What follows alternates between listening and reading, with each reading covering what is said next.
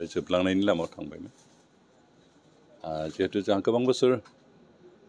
teachers appointment होआखैमोन सरकारा जाउनाव टिचार्सनि आंखालफ्रा बर' मिडियाम स्कुलफ्रा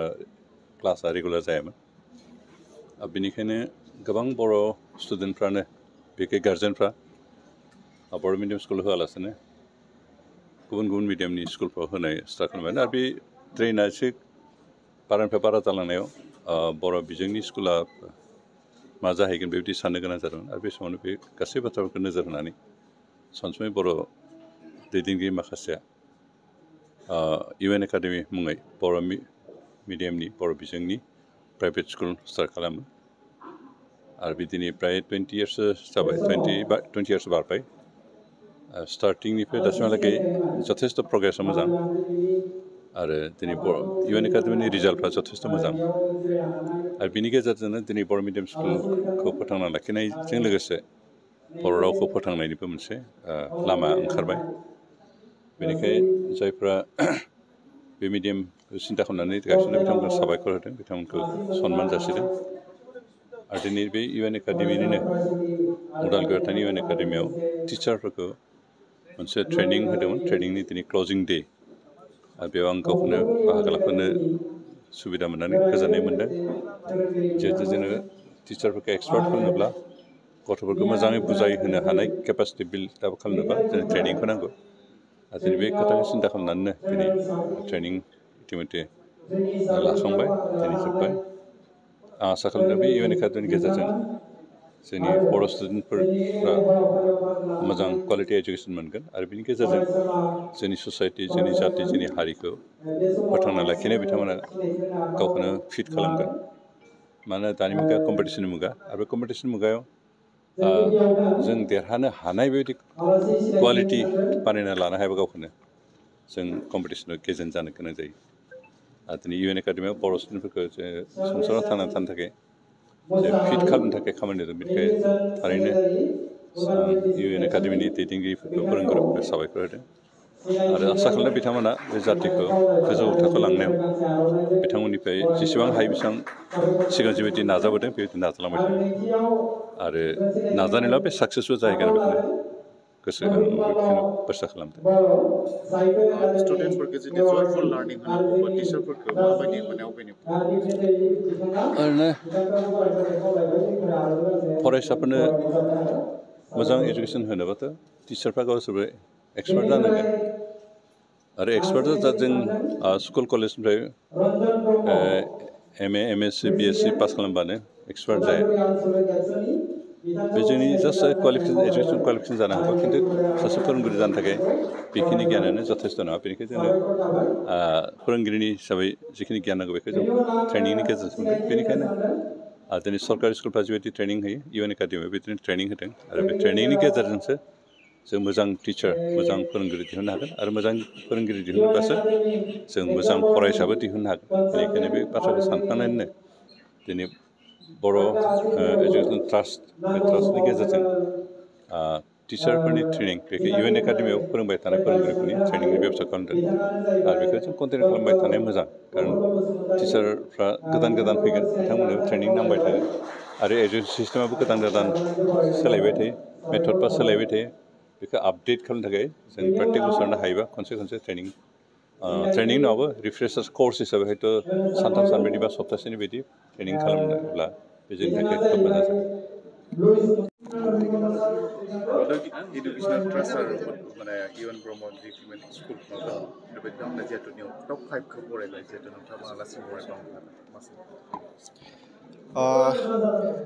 मोजां नाम्बार लानानै जाय बिथांमोना उथ्रिसारनो हादों बिथांमोना टप 5 बेबायदि मोनसे रेंक होनानै बिथांमोना बरायदों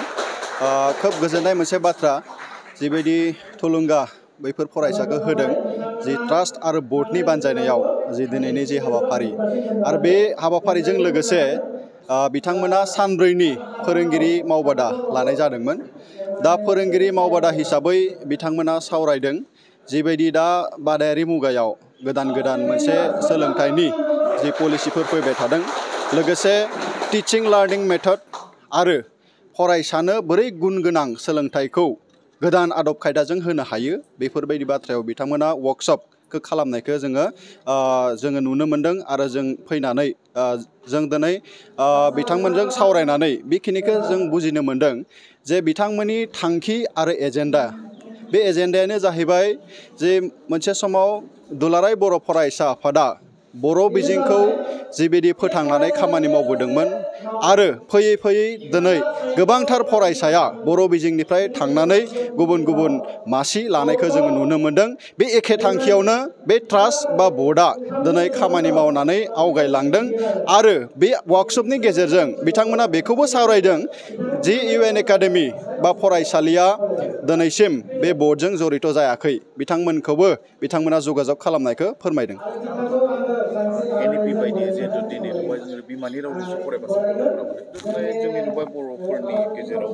बांसिनानो गावनि रावखौ गारनानै गुबुन मिडियामफ्राव होयो मावनो दा बाथ्राया जाहैबाय बादायारि मुगायाव बयबो बिमा बिफाया दिनै सानदों जे जोंनि गथ'खौ गुन गोनां बा आदब गोनां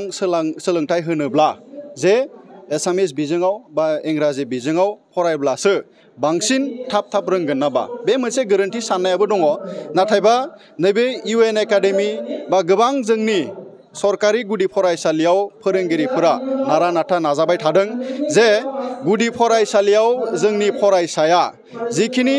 बेसिक जिखिनि टिचिं बा लार्निं जि मेथड बेखौ जों एसे डेभेलप खालामनानै जे बैफोर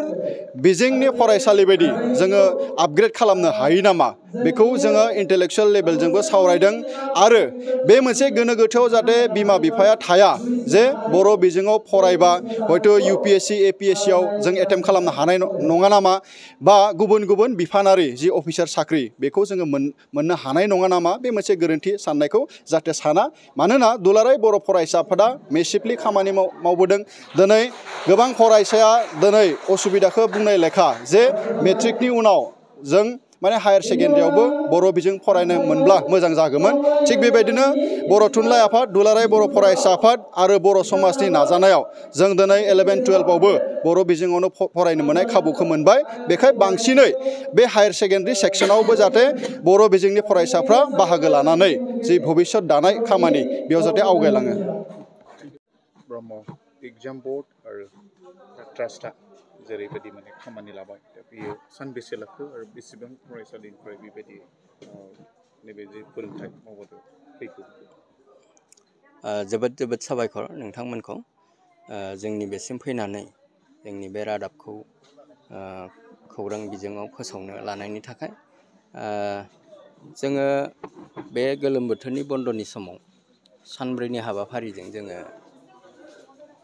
फोरोंगिरि फोरोंथाइ मावबादा एबा ट्रेनिं बेखौ खुंनाय जादों उदालगुरि जिल्ला इउएन एकाडेमि आनजाद बर्डआ बेखौ खुङो आरो बेखौ सामलायो स्पन्सर खालामो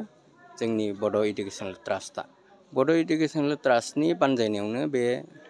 बोसोरफ्रोमबो जोङो बे हाबाफारिखौ लाबोदों आरो बेवहाय उदालगुरि जिल्ला इउएन एकाडेमि आनजाद बर्डनि आवथायाव थानाय गासै 21 फरायसालिफोर दङ दुखुनांथाव बाथ्रा 21 फरायसालिनि गेजेराव जोङो देग्लाय गंथाम फरायसालिखौ नुजाफैनो हानाय नुवाखिसै जाहोना जादों बे मावनाय दांनाय बोथोर आरो बेनि थाखायनो हयथ' बिथांमोना नुजाथिफैनो हायाखै जोंनि सुबुंफोरा आबाद गाहाय सुबुं मानोना बे मावनाय दांनायनि बोथोर आबाद मावनायनि बोथोर बे बोथोरखौ एंगारनानै लानो हाया बिनि जाहोनाव नुजाथिफैनो हायाखै थेवब्लाबो जोङो आसा खालामदों इयुननि समाव जों मोनगोन आरो जोङो सिन्था खालामगासिनो दङ जे बे गोलोम बोथोरखौ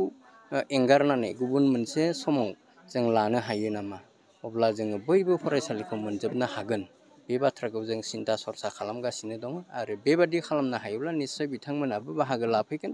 आरो जोङो बे सिन्था सरसाखौ बेखायनो खालामनाय जादों नङाबा बिथांमोना खनफ्रोमबो बन्सित जाबाय थागोन आरो बन्सित जायोब्ला फोरोंगिरिफोरखौ